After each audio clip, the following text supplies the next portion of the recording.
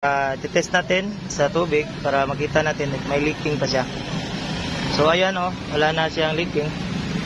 Mag-testing kayo sa steam valve, ganito gawin nyo. Idiin nyo, magkaliwa, kanan, dito.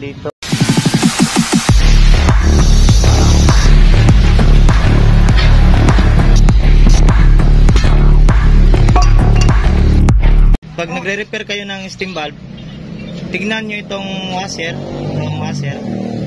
Dapat itong washer at saka dulo ng steam valve halos magkalaki lang sila, kasi pag ikinabit ninyo yan sa gulong na mismo, mahirapan yung steam valve na lalabas doon sa rim, kasi naiipit ito dito sa tire bed ng gulong. Kaya ang nangyayari, maliit lang yung lumalabas ang napito doon sa rim. Subscribe sa channel ko, don't forget to subscribe and hit the notification bell para lagi kayong updated sa mga video na gagawin natin. Dalawang hawak ko ngayon dito na steam valve. Ito yung maganda yung kondisyon. Tignan nyo pantay sa lahat. Dapat ganyan yung nilalagay na i-repair o ibalik doon sa tube.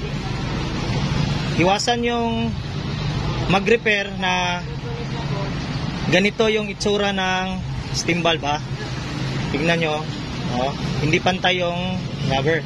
Ang mangyayari niyan mga idol, kapag kinabit niyo yan sa tube, kahit binulcanize niyo pa yan, hindi ho yan maglalak dyan. Kahit anong higpit na gawin mo dyan sa lock at washer nya, sisingaw pa rin yan guys. So iwasan yan. Okay, dito naman sa tube, pag meron itong natirang nya, yung sobra sa steam valve nya, yung pundasyon nya, kailangan kunin yan, linisin yan. Pwede, maiwan lang itong tube mismo.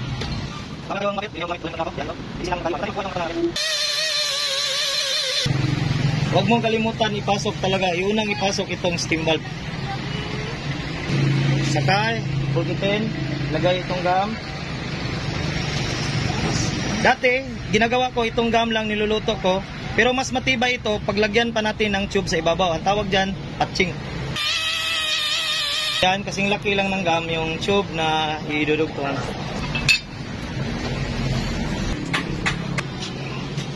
Sige mo na kagwala. Tignan nyo guys Dok. Yan. Yan. Okay, tapos na. Ayan, malinis siya tignan.